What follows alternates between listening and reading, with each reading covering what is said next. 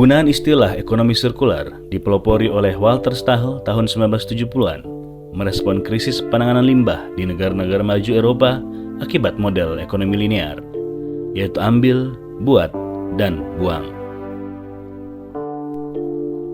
Model ini mengakibatkan eksploitasi sumber daya alam secara berlebihan, pencemaran lingkungan, dan peningkatan jumlah limbah.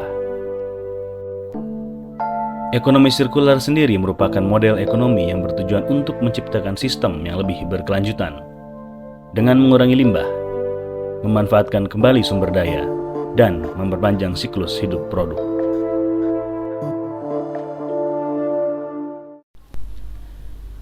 Di Indonesia, penerapan ekonomi sirkular mulai berkembang dalam beberapa tahun terakhir, terutama karena meningkatnya kesadaran terhadap masalah lingkungan seperti pencemaran plastik, limbah industri, dan deforestasi. Sebagai contoh, pada 2017, Indonesia berkomitmen untuk mengurangi limbah plastik hingga 70% pada 2025 melalui Undang-Undang Nomor 18 Tahun 2008 tentang pengolahan sampah sebagai payung hukumnya.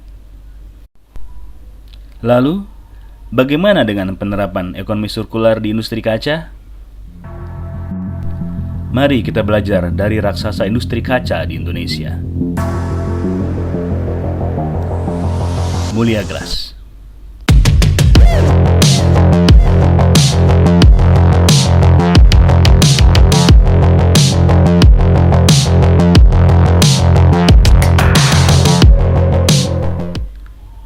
Sebelum membahas teori ekonomi sirkular lebih jauh, mari kita simak proses produksi kaca lebih dulu.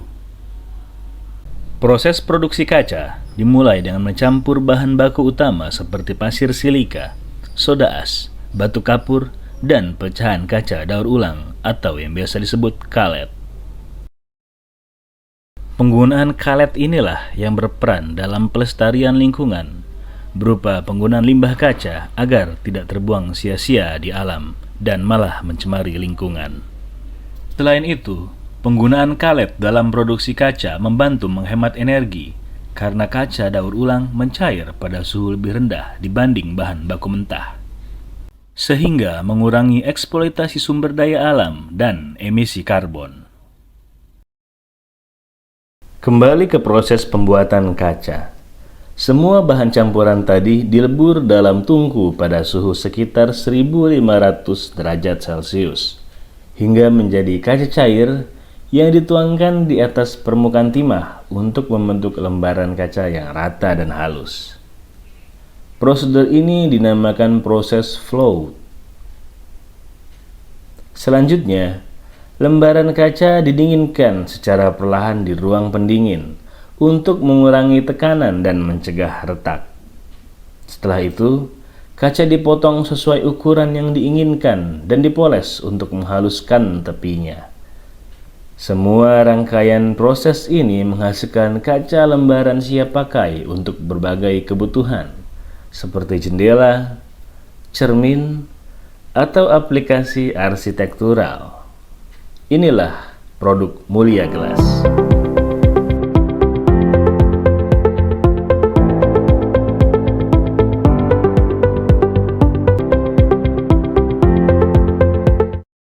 Menurut studi literatur, penggunaan kaca daur ulang atau kalet memberikan manfaat bagi industri kaca.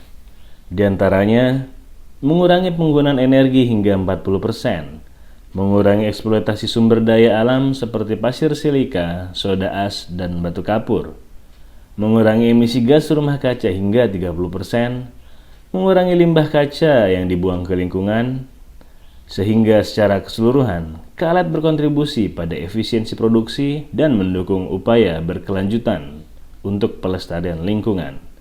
Bagaimana Mulia Glass mendapatkan limbah kaca dan apa kelebihannya bagi Mulia Glass? Ada izin impor yang diberikan oleh perindustrian dan perdagangan. Itu ada kuota dalam 1 tahun. Selanjutnya kuota itu diterjemahkan ke order, ke supplier yang ditunjuk. Khusus untuk import, kita itu ada supplier yang bisa mendatangkan kalet-kalet ini dari beberapa negara. dari Singapura, dari Malaysia, dari Vietnam, dari Filipina, dari Myanmar ya. Pada saat ini sudah menjadi PO, maka itu ada kedatangan. Kedatangan itu berdasarkan jenis barang. Ada clear, ada warna, dan selanjutnya dari sini barang ini diterimalah oleh logistik. Logistik akan melihat dokumennya apakah sesuai sama jenis barang.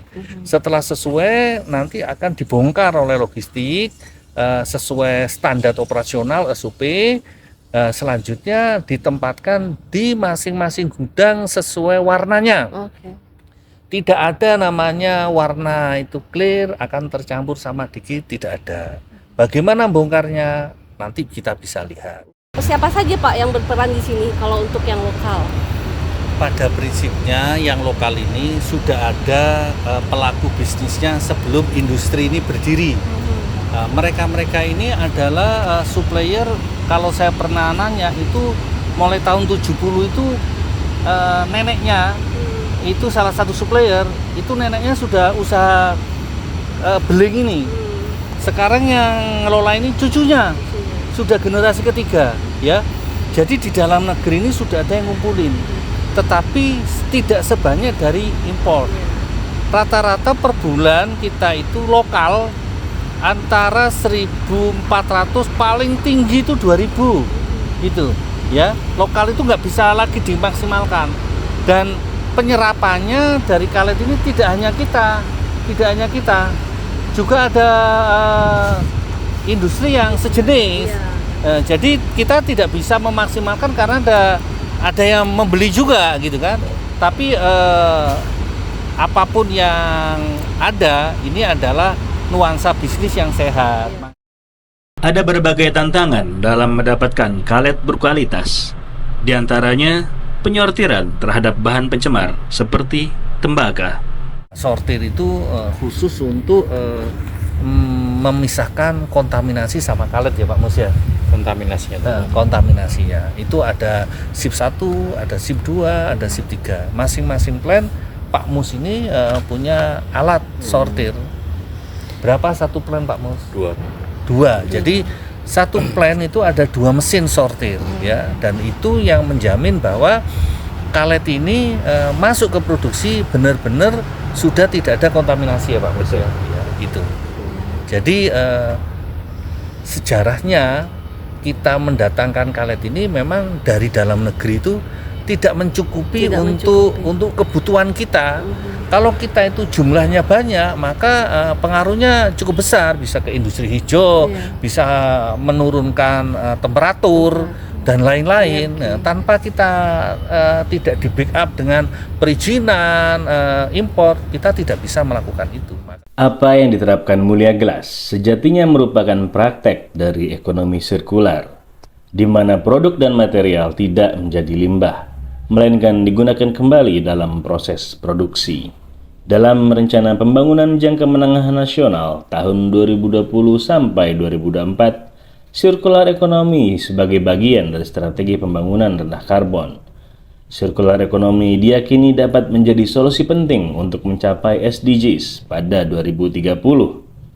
Antara lain tujuan 6 tentang air bersih dan sanitasi layak, tujuan 8 tentang pertumbuhan ekonomi, tujuan 11 tentang kota-kota yang berkelanjutan, tujuan 12 tentang konsumsi dan produksi yang berkelanjutan, tujuan 13 tentang perubahan iklim, serta tujuan 14 tentang ekosistem laut dan tujuan 15 tentang ekosistem daratan.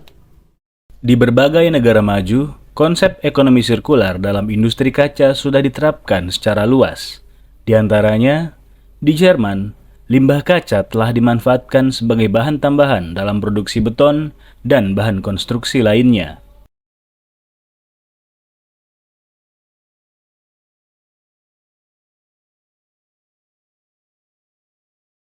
Di Amerika Serikat, sistem take-back untuk produksi kaca telah dimanfaatkan beberapa perusahaan, di mana konsumen dapat mengembalikan botol dan wadah kaca yang kosong untuk didaur ulang.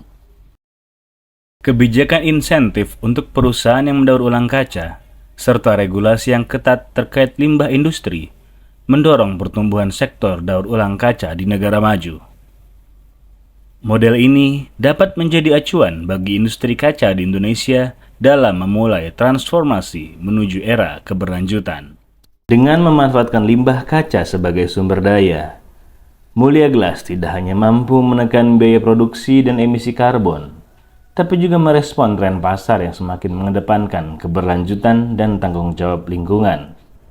Inisiatif ini menjadi kunci bagi industri kaca untuk tetap relevan dan kompetitif di era industri yang semakin ramah lingkungan.